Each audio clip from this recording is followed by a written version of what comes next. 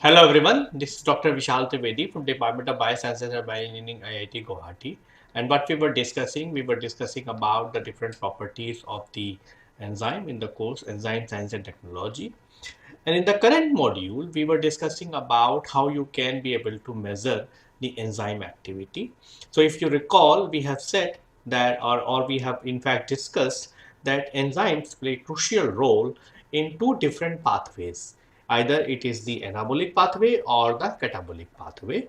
In the catabolic pathway, the enzymes are catalyzing the breakdowns of the multimeric substrates such as starch or glycogen, and that's how they are generating the glucose, and from the glucose it is oxidizing or degrading the glucose to carbon dioxide and water, and in this process the catabolic reactions are withdrawing the energy which is bound into the bonds and making the energy from these reactions. Apart from that, we also have the anabolic reactions where the enzymes are also uh, synthesizing the new biomolecules. So and both of these catabolic reactions or the anabolic reactions are very crucial for running the metabolism of the particular organisms. Now, what we have discussed so far is that how the enzyme uh, you can actually be able to design the different types of assays, different types of radiometric assays, colorimetric assays, fluorometric assays, and so on, and you can actually be able to measure the enzyme activity.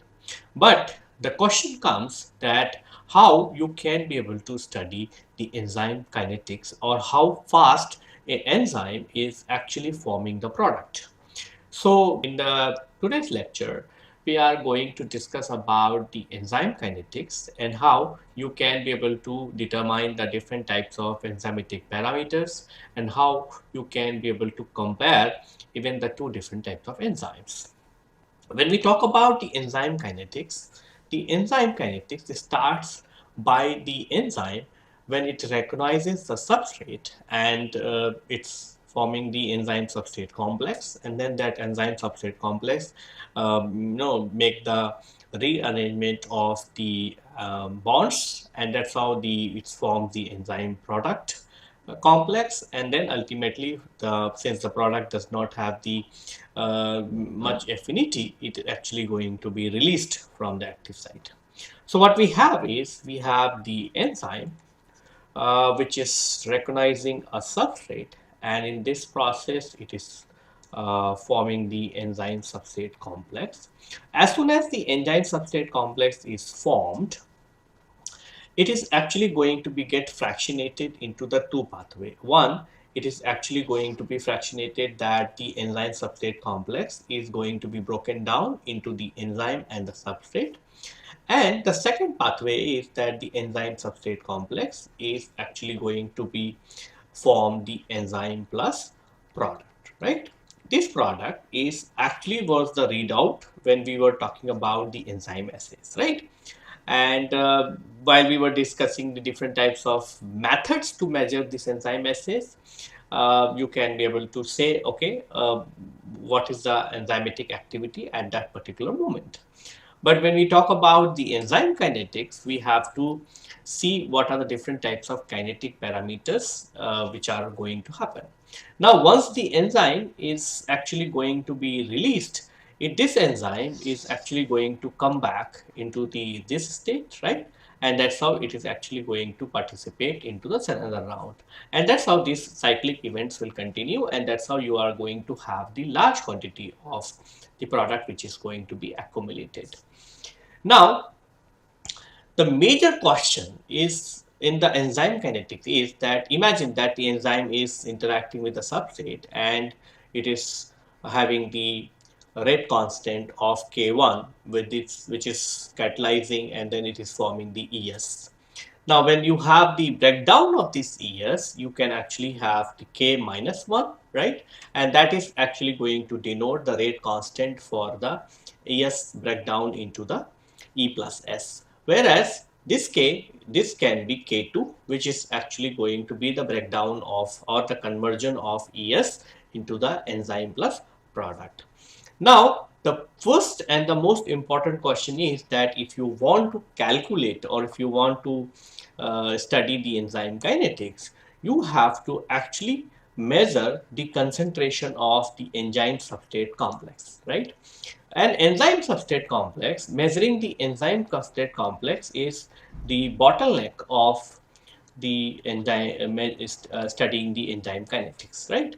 So measurement of ES is the is crucial actually, right? It's crucial for studying the enzyme kinetics.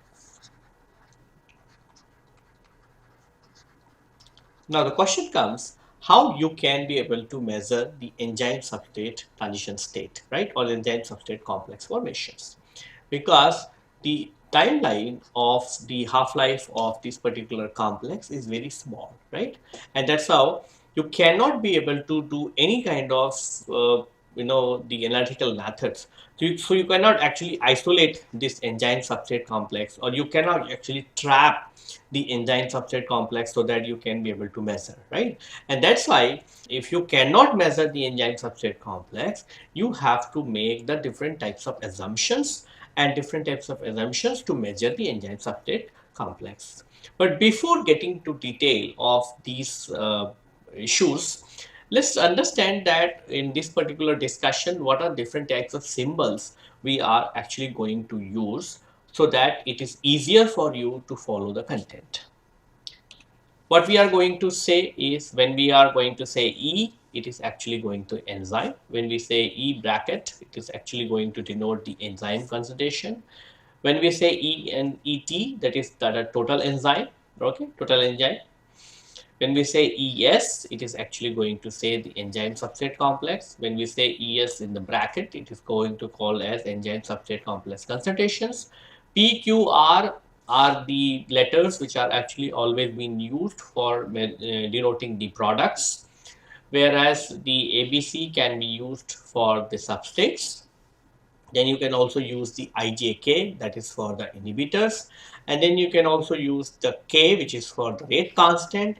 K1 is actually going to be the forward reactions. K minus 1 is actually going to be the reverse reactions. Kp is actually the catalytic rate constant or the K2. Then V is the reaction velocity and V0 is the initial velocity when the product formation is 0. So after getting into the detail of these enzyme kinetics definitions, we will come back to the same problem that you are actually going to or you're supposed to measure the enzyme substrate complex. And there is no way that you can be able to measure the enzyme substrate complex concentrations because it is difficult to isolate. You cannot have any kind of techniques so that you can be able to isolate the enzyme substrate complex. And on the other hand, the enzyme substrate is a very transient, right? So it actually going to be formed and then it is actually going to be broken down. So that's why it is difficult to measure the accurate amount of enzyme substrate complex. So if we cannot measure the enzyme substrate complex, you have to make the different types of assumptions in case you want to study the enzyme kinetics.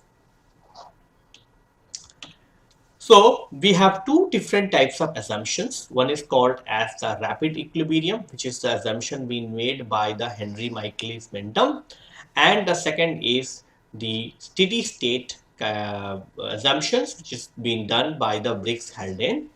And this is the latest approach. This is the older approach.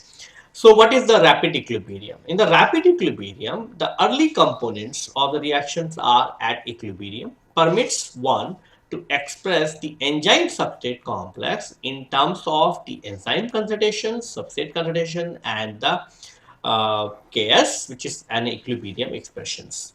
So one still need a velocity equation to insert the expression for the enzyme substrate complex concentrations. So let's first discuss about the rapid equilibrium, right? In a rapid equilibrium, what you have is you have this, right? So enzyme is interacting with the substrate, right?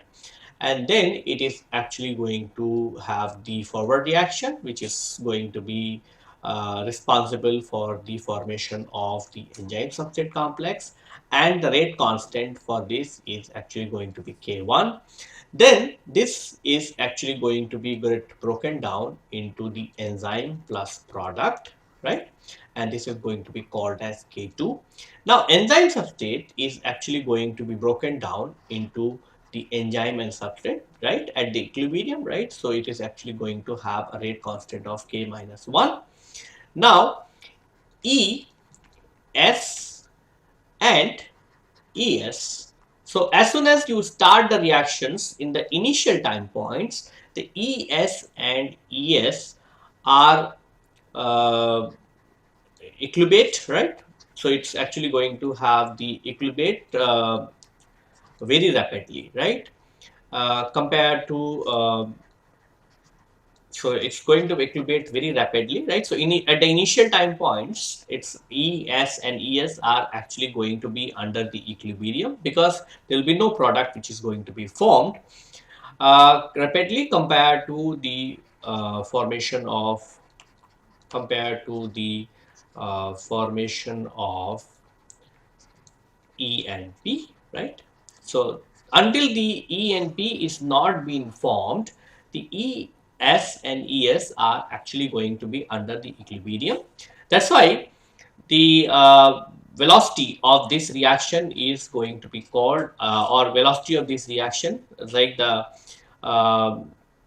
the formation of the ES concentration, right? So ES formation of ES is the velocity to form the ES is actually going to be that you can actually have the K2 and the concentration of ES, right?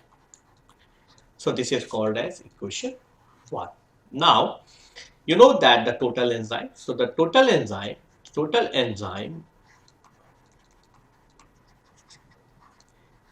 ET is so you have the enzyme here, you have the enzyme here, so you can actually be able to add this, right? So E plus ES, right? So that is the total enzyme, what is being present at this particular moment when the velocity is K2ES.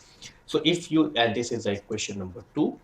Now, if you divide the equation 1 to by the ET, right? So what will happen is that it is actually going to give you the V by ET, and this is the concentration, okay? So we are talking about the total concentrations, okay? And which is equivalent to the concentration of the enzyme and concentration of the enzyme substrate complex. So remember that our main objective is to calculate the concentration of the ES, right? And by doing this, we are actually doing this, right? So then it is going to be K2 ES divided by, and instead of writing the ET, I am writing this E plus ES, right? So it's going to be right E plus ES, right? And this is the equation number 3. Now let's move to the next step, right? So next step is uh, we'll write here again. So E plus S is K1, right? And it's going to form the ES, then K minus 1, and K is going to be K2 E plus P, right? So since the equilibrium is very rapid, right, ES can be expressed. So ES can be expressed in terms of S, right, E and Ks. Ks is the dissociation constant. Ks is the dissociation constant of ES, right? So you can write Ks, which is equivalent to ES Okay. Since the ES, the concentration of ES is equivalent to the S divided by Ks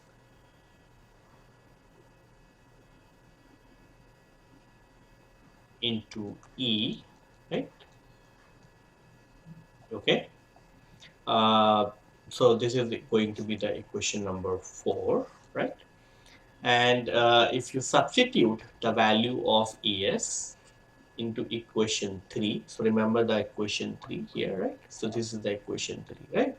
So if we take this equation and put the values of the ES, this value in this equation, right? Then what you're going to get is you're going to get the V by ET equal to K2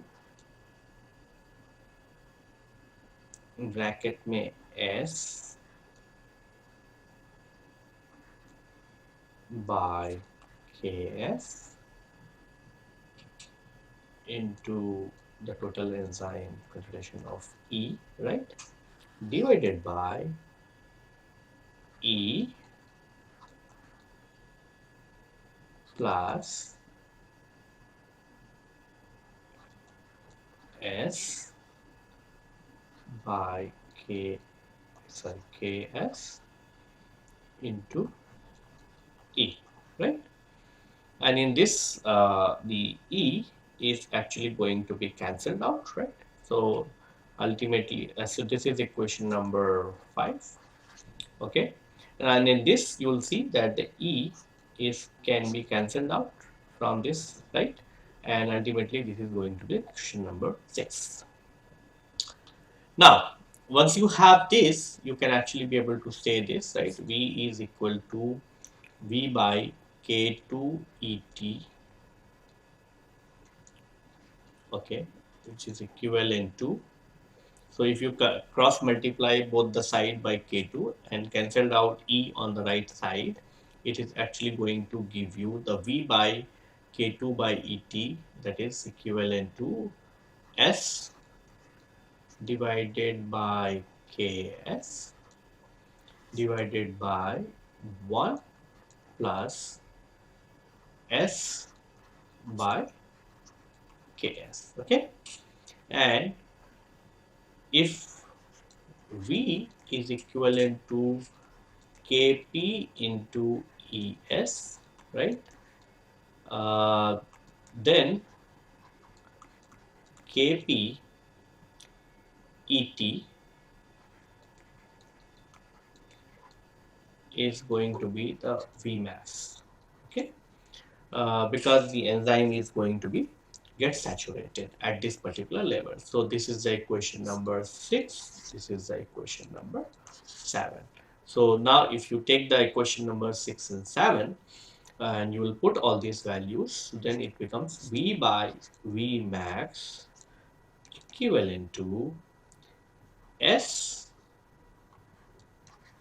by Ks divided by 1 plus S by Ks, okay? And if you simplify, so this is going to be the equation number 8, and if you simplify this, it is actually going to say that V by V max is equal to S divided by Ks plus S, and this is going to be the final equation what you can actually be able to use, and you can be able to calculate the enzyme kinetics.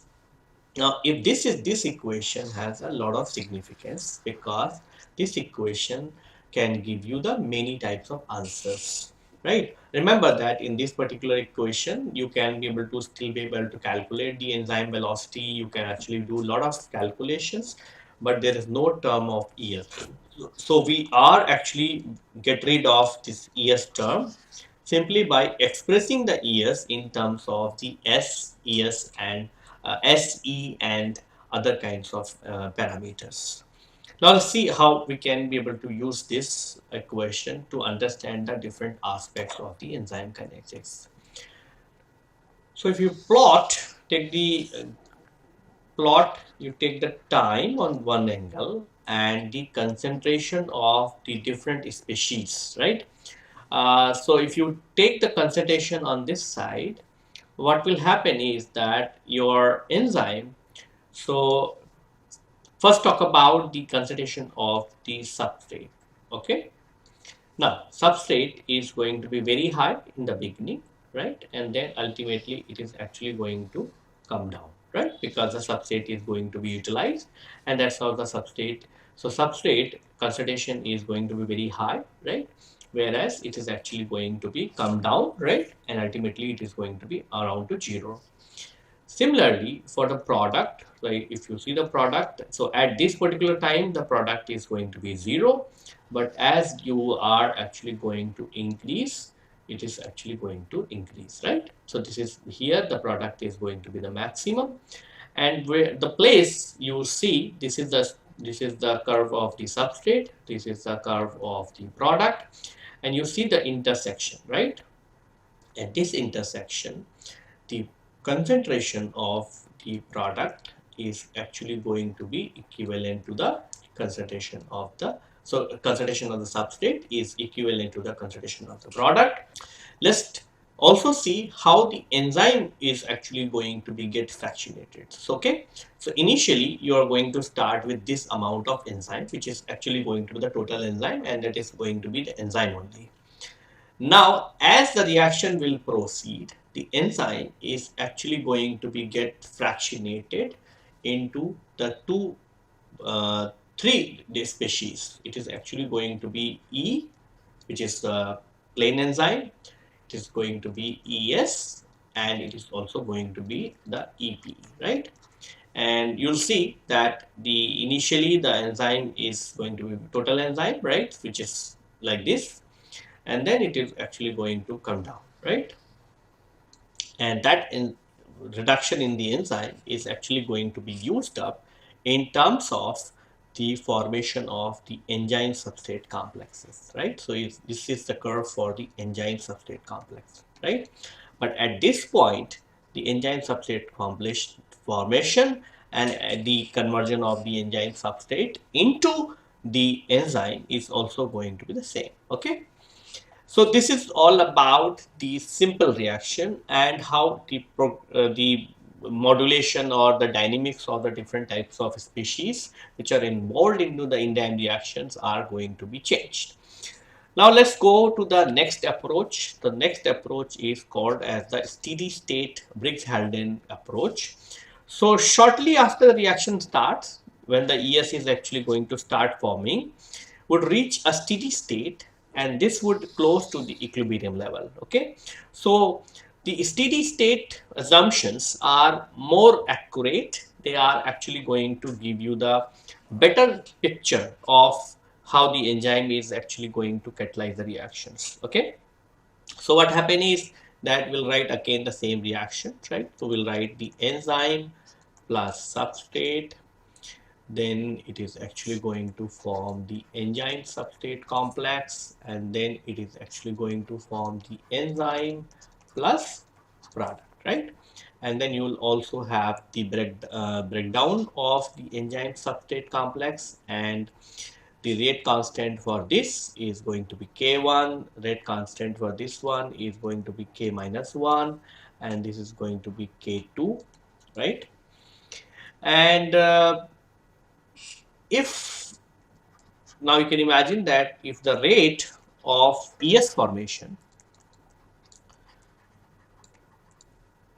it is actually going to give you the E plus P, right? And if the E is very big, then the ES can be calculated even from the ES goes back to E plus S. Okay, so if the ES formation is not getting converted into the E plus P, then the ES is getting reversed, right? And it is actually going to form the E plus S. Now you see that the what will be the instant velocity. Okay, so instant velocity is v is equal to k2 and the concentration of es. Okay, so this is going to be the instant velocity.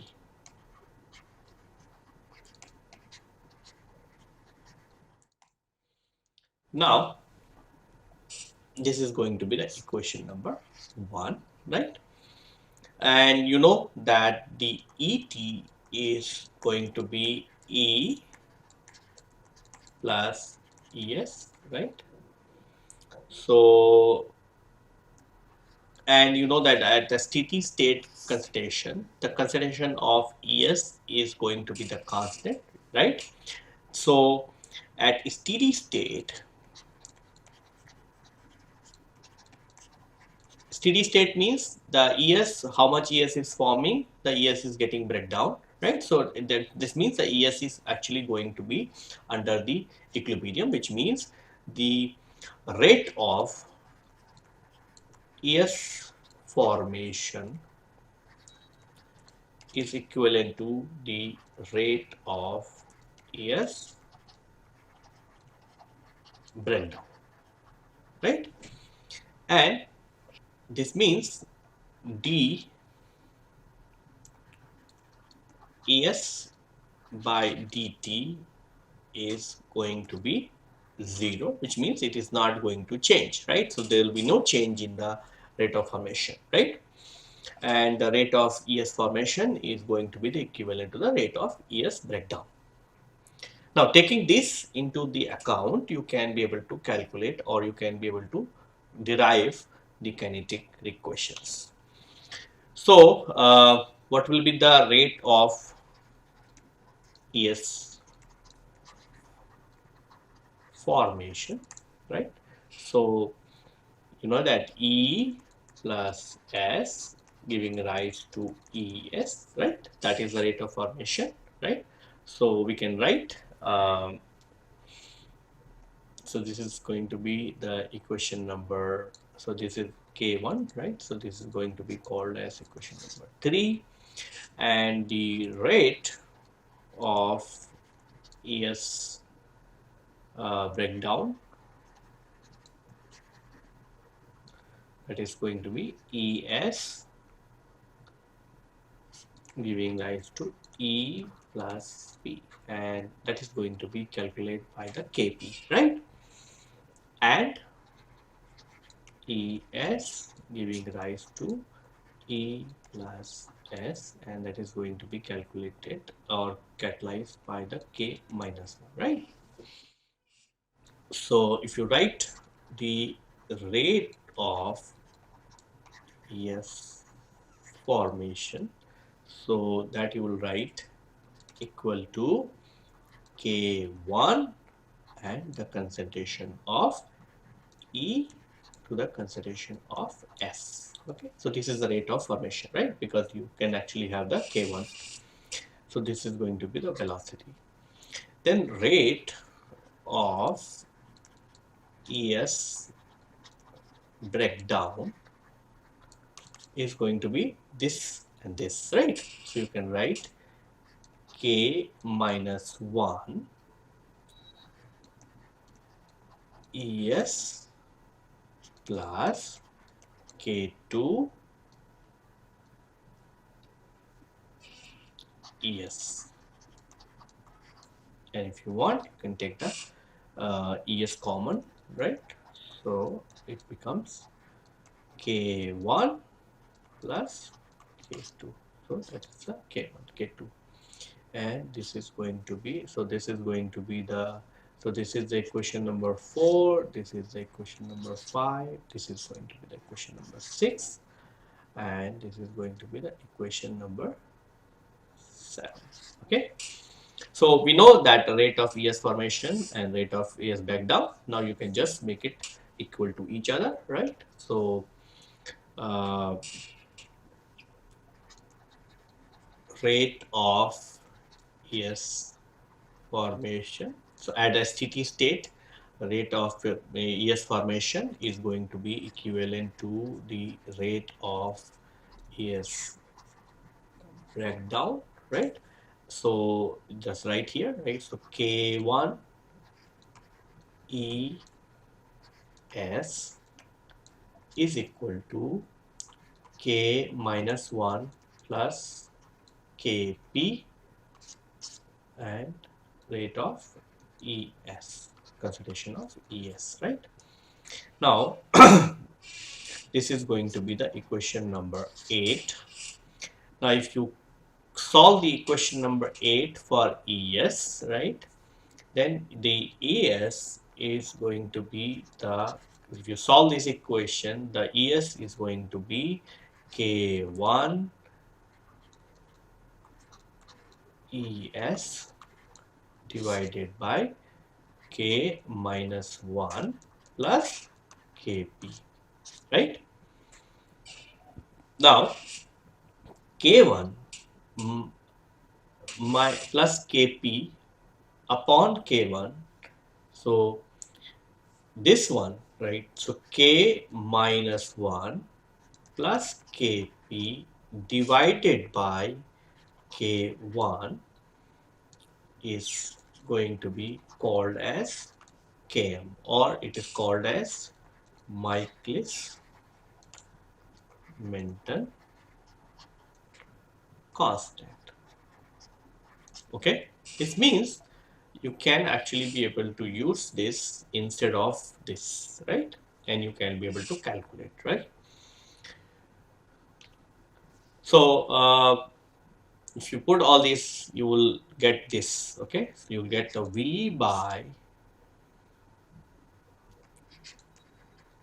V max is equal to S divided by Km divided by 1 plus S by Km. Okay, or you can write like this: V by V max is equal to S divided by Km plus S. Okay, because you can bring this down, and you can, if you rearrange, it is actually going to give you this. Okay, and this is a very important equation. Okay, now you can imagine a situation when the S is equivalent to the level of Km. So if you increase the concentration of the substrate, which is equivalent to the value of Km, then what will happen? You see that V by V max is equal to S, and instead of Km you can write S, so it becomes 2S, right? This means V is going to be, so if you divide this, okay, what will happen is that the V is actually going to be V max by 2. And that is a very important clue to calculate the value of K, which means if you calculate the velocity of the enzymes, wherever you will find the velocity is the velocity of Vmax, it is actually going to give you the value of Km. And that's how it is very important. So this equation is called as Michaelis-Menten equation. Now, what will be the significance of the Km into the enzyme kinetics? The substrate concentration at which, so this is the definition of the Km. The substrate concentration at which the reaction velocity is half of the maximal, that is the Km is the substrate when the initial velocity is half of the velocity maximum Vmax, it is going to be called as Km. It establishes the approximate value for the intracellular level of substrate. This means if you want to attain the velocity of the half of the maximum velocity, you should have the substrate concentration which is equivalent to the Km values. Since it is a constant for a given enzyme substrate, it is numerical value provide a mean of comparing the enzyme from the different organism or the different tissue of the same organism or from the same tissue at a different developmental stages. So Km is a very important parameter because Km is a constant, right? And it is constant for the particular enzyme substrate combination, right?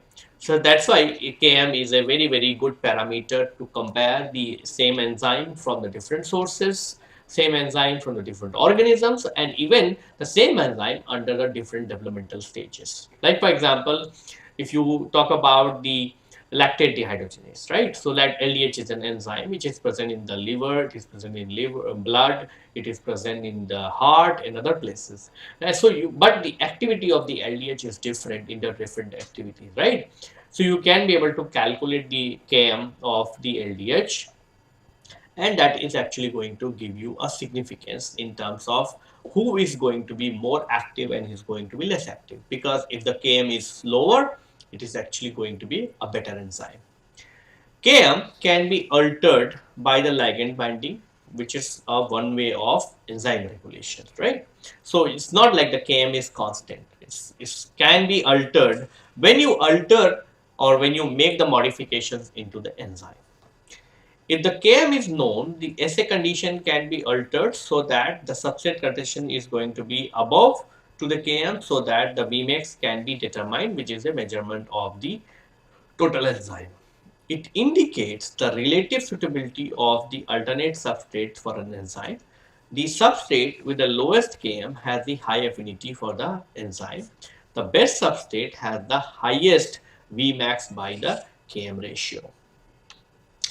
Now, apart from the Km, you also have the two more parameters which actually can be used to calculate or to compare the enzyme. One is called as the catalytic deficiency, another one is called as the turnover number. So what is the catalytic constant? Catalytic constant, the Kcat is called as Vmax by the total enzyme. So this is also known as the turnover number, the number of reaction processes, the number of moles of the substrate transformed per minute per mole of catalytic activity, catalytic site under the optimal condition that each active site catalyzes per unit. It's important that you should know that the enzyme may have the more than active sites, and in that case the calculation has to be done accordingly. However, more complex enzymes have a more complicated expression for the Kcat. When the substrate is very low compared to the Km, that is the very little AS is formed, then the enzyme is equivalent to the total enzyme, and in that case it is actually going to be give you the catalytic efficiency. Under these conditions, the Kcat by Km is a measure of the enzyme's catalytic efficiency, since this apparent second order rate constant, which depends both on the enzyme and as well as on the substrate. The rate of the reaction depends on the how often E and S encounter each other in the solution. So both the catalytic efficiency and the turnover numbers are very important parameters which you can actually be able to derive from the enzyme kinetics, and that can be used to compare the two different sources of the enzyme. Now let's talk about how you can be able to determine the Km. Okay, so if you want to determine the Km of an enzyme for a particular substrate, you have to perform the enzyme assays.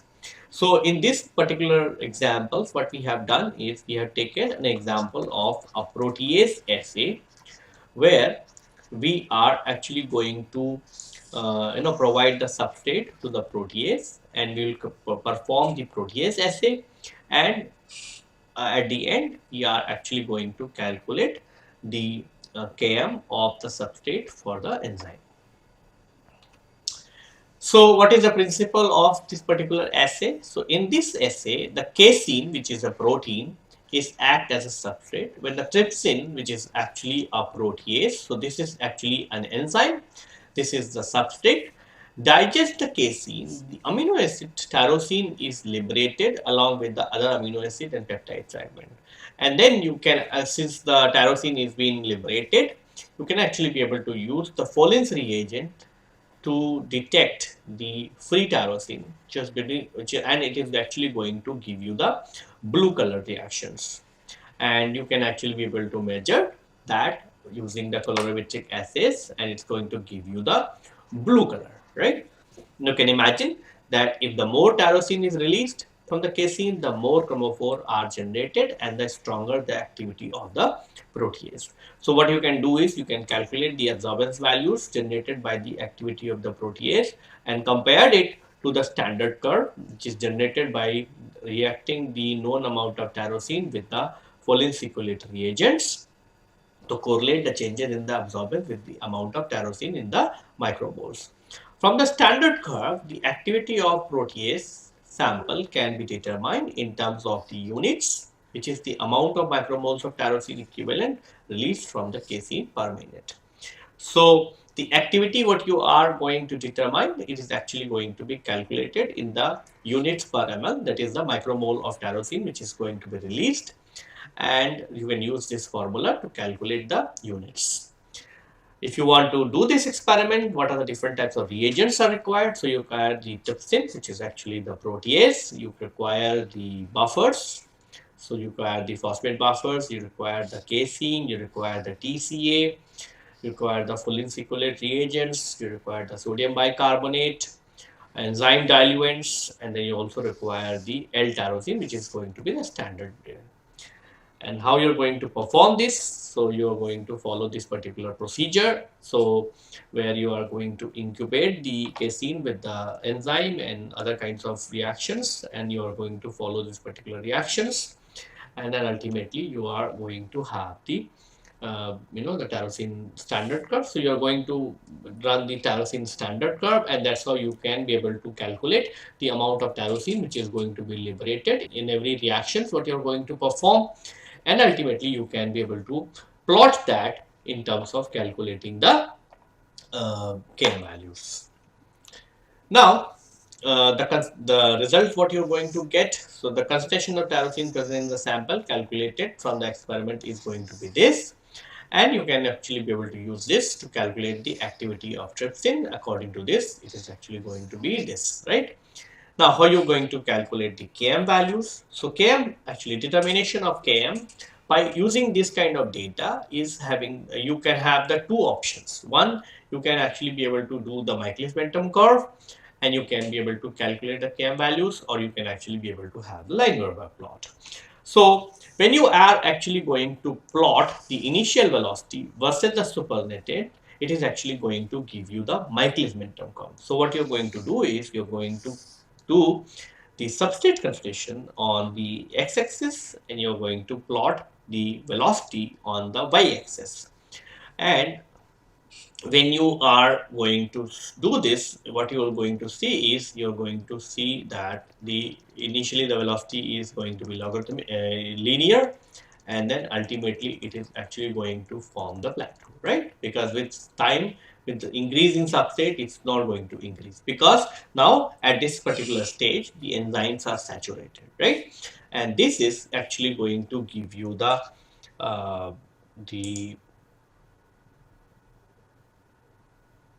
so this is actually going to give you the Vmax, okay? So because this is the maximum what you got, right? So this is the Vmax, right? Now, and this is the initial velocity, right? What you have plotted against the substrate concentrations, right? And remember that this is the Michaelis-Menten equation, right? Vmax concentration of substrate divided by Km plus S, right? And remember that if so Vmax, we got the Vmax, right? And what you can do is you can just go by the half of Vmax, right? So this is, suppose this is the half of Vmax, right? So Vmax by 2, and you, if you go like this, it is actually going to give you a concentration of the substrate, and that is going to be the Km, right? If you remember, right, we have put said if the Km is equal to the substrate concentration, then V is actually going to be half of Vmax, right? Same way you can have the 2 Km you can have 2 km, you can have 3 km, like that. Okay, and that's how you are actually reaching to a saturation point. So this is one of the way in which you can be able to draw the Michaelis Menten curve, and you can be able to calculate the km values. Now the question is that the km in this is actually going to be on the assumption that this is so this kinetics is less reliable because of the so many issues. Okay, so that's why people are now preferring that they should also go with the line Weaver plot. So in a line Weaver plot, what you are doing is you are actually going to do the plotting of 1 by S versus 1 by V, right? And in that case, what you are going to do is what you're going to get is you are going to get the curve like this.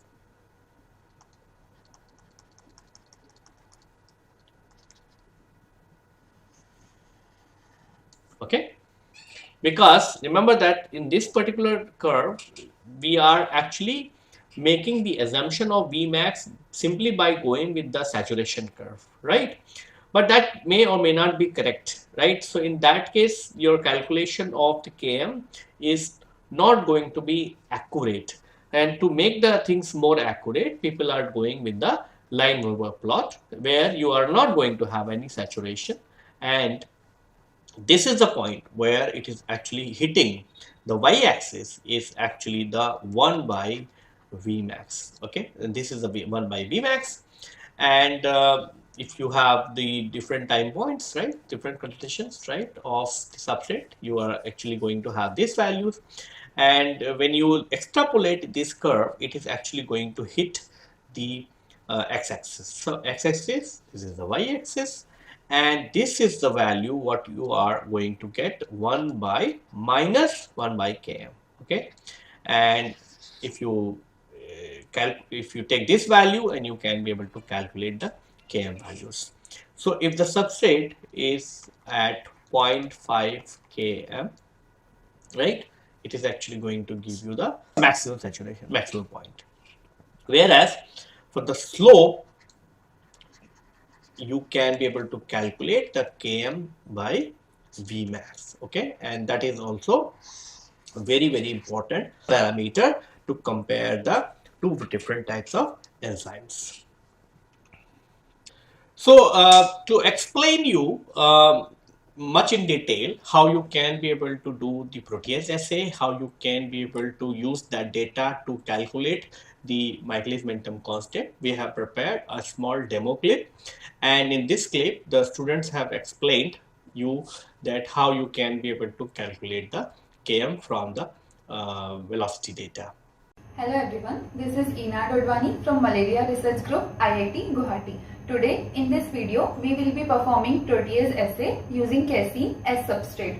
Many other proteins can be used as substrate, that is BSA, gelatin, etc. But we will be using casein because casein is easily available and stable under storage conditions. We are using casein as substrate and trypsin, which is a serine protease, whose enzyme activity is to be determined. The basic principle for this experiment is, as proteases cut peptide bonds, so it is necessary to measure and compare the activity of different proteases. Here in this experiment, trypsin, which is serine proteases, digests casein and releases amino acid tyrosine along with other amino acids and many peptide fragments. Follins phenol reagents detects free tyrosine in the reaction and produces blue color chromophore. The more the number of tyrosine produces in the reaction, more will be the chromophores generated and more intense will be the blue color. The intensity of blue color is directly proportional to the activity of proteases. Absorbance value obtained from the activity of proteases are compared with standard curve, which is obtained with tyrosine, known quantity of tyrosine reacted with Follins reagent. The change in absorbance is mainly correlated with amount of tyrosine in micromoles. We can determine the activity of proteases with the help of plotted standard curve. For the preparation of standard curve, we will be using different reagents such as potassium phosphate buffer having 50 millimolar concentration and pH 6.5, sodium carbonate buffer having 500 millimolar concentration, enzyme diluent solution, that is sodium acetate buffer having concentration 10 millimolar and pH 7.5. TCA, that is trichloroacetic acid, 2.25%. Paulin's phenol reagent, and here trypsin having concentration 2.5 mg per ml, which we will be using as protease. L-tyrosine, which we will be using as standard, having concentration 0.2 mg per ml, and casein having concentration 6.5 mg per ml, which is our substrate. For this experiment, we have to prepare a standard curve. For this, we need different concentrations of tyrosine, that is 5 micrograms per ml, 10, 20, 40 and 50 micrograms per ml. For the sake of simplicity, we will be setting one reaction of 5 micrograms per ml, in which already I have added 950 microliters of water. Then from the stock concentration of tyrosine, that is 0.2 mg per ml, we will be adding 50 microliters of tyrosine.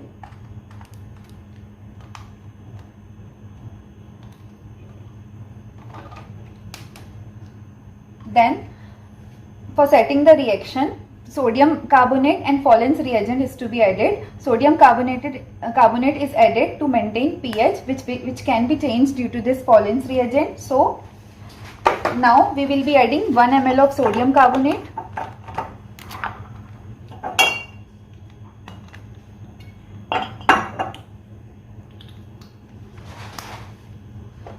and 100 microliters of Paulin's reagent.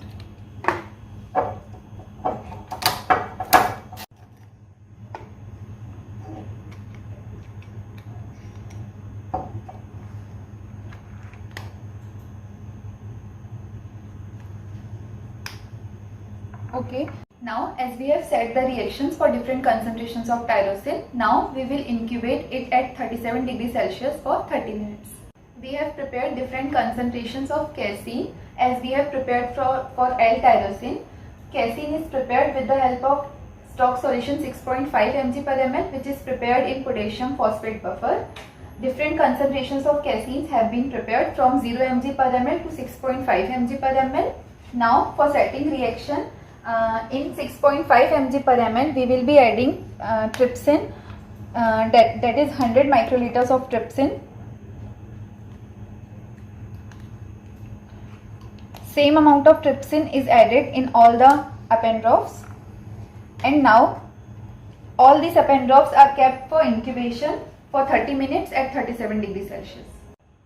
After incubation of 30 minutes at 37 degrees Celsius, now 500 microliters of trichloroacetic acid is added in the reaction.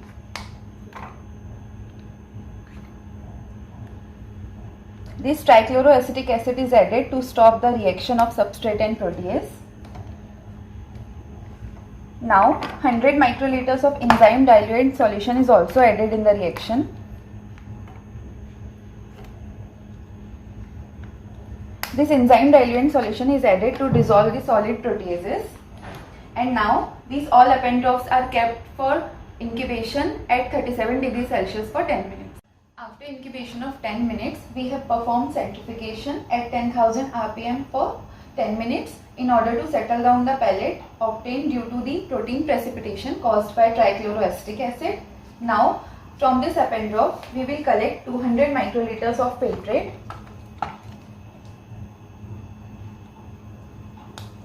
In another appendrauf tube. Now in this tube 500 microliters of sodium carbonate is added. As we have discussed previously, sodium carbonate is added in order to maintain the pH change caused by Paulin's reagent.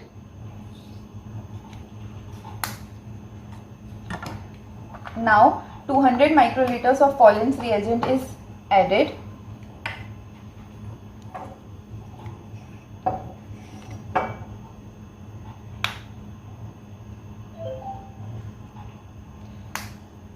In all the reactions, now all the appendraufs are kept for incubation at 37 degrees Celsius for 30 minutes in order to develop the blue color chromophores. After incubating the samples, for 30 minutes we have taken readings in UV visible spectrophotometer at 660 nanometer.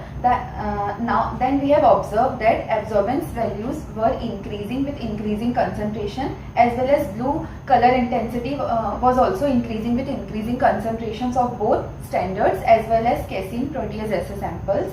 Now, in order to determine enzymatic activity of trypsin and Km value, we will plot Michaelis-Menten curve, which we will be discussing further.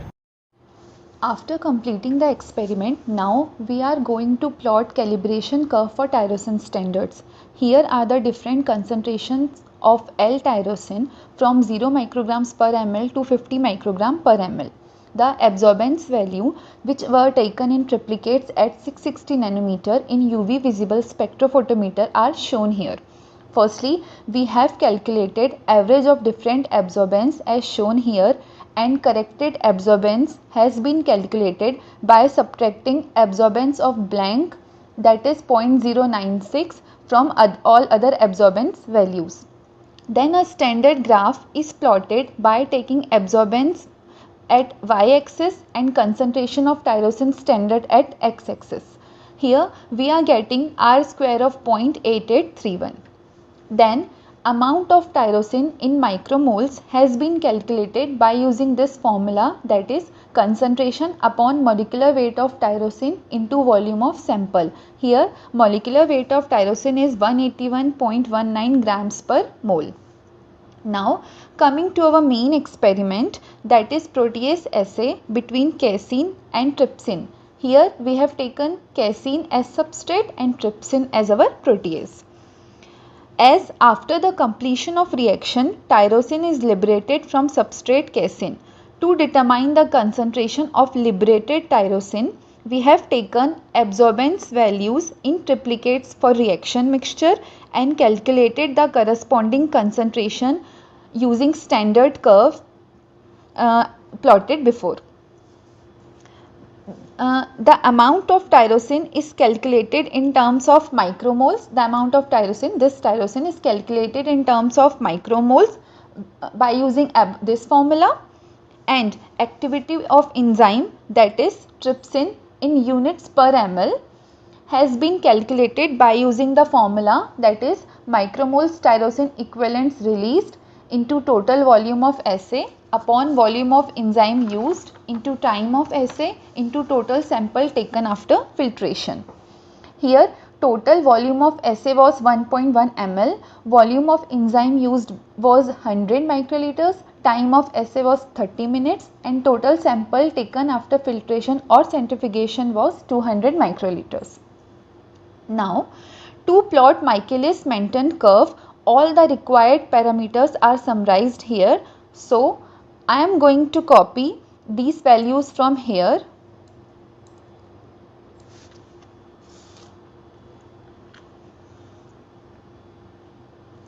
and we will paste these values in the origin software. Here we will paste these values and we will label x-axis as concentration, concentration in mg per ml,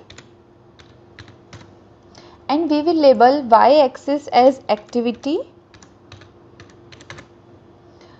activity in units per ml.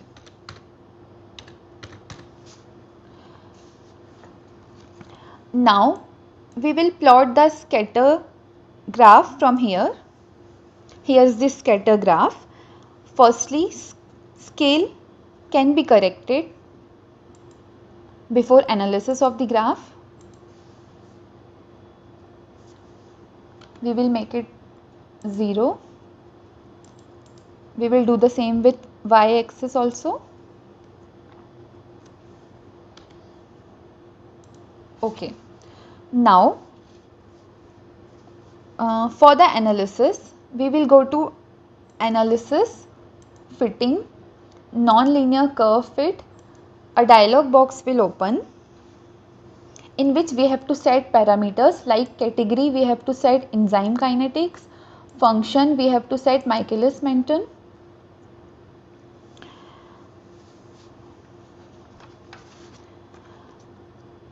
this is the Michaelis-Menten equation. This is the formula for Michaelis-Menten equation, that is y equal to Vmax x upon Km plus x. Here y is the activity of enzyme, Vmax is the maximum activity of enzyme, x stands for the substrate which is casein in this case, Km is the Michaelis-Menten constant which denotes the affinity of enzyme for its substrate. Theoretically, Km is the concentration of substrate at which enzyme activity is half of maximum. Now we will fit this. This dialog box shows the Vmax value of 0.2 and Km of 2.0. Now we will open another dialog box by clicking this book one. Okay, this dialog box tells us about accuracy of the curve fitting. From here we can say that fit status is 100% succeeded, that is, and R square is 0.93, and as we have seen before, Km is 2.0 and Vmax is 0.2. So by the help of this protease assay, we concluded that this protocol will enable enzyme activity of any unknown protease. In addition, this assay is useful for ensuring that proteases have precisely determined activity before using them for further experiments. Thank you. So with this, I would like to conclude my lecture here. In this particular lecture, we have discussed about the different aspects of the enzyme kinetics. We have discussed about the Michaelis-Menten approach, and we have also discussed about the Briggs-Haldane approach, how you can be able to express the concentration of the enzyme substrate complex, and how you can be able to use that for deriving the different types of kinetic parameters. At the end, we have also discussed about how you can be able to determine the enzyme, the Km values from the given data, and how you can be able to use and what will be the significance of the Km in the enzyme kinetics. So with this, I would like to conclude my lecture here. In our subsequent lecture, we are going to discuss some more aspects of the enzymes in this particular course. Thank you.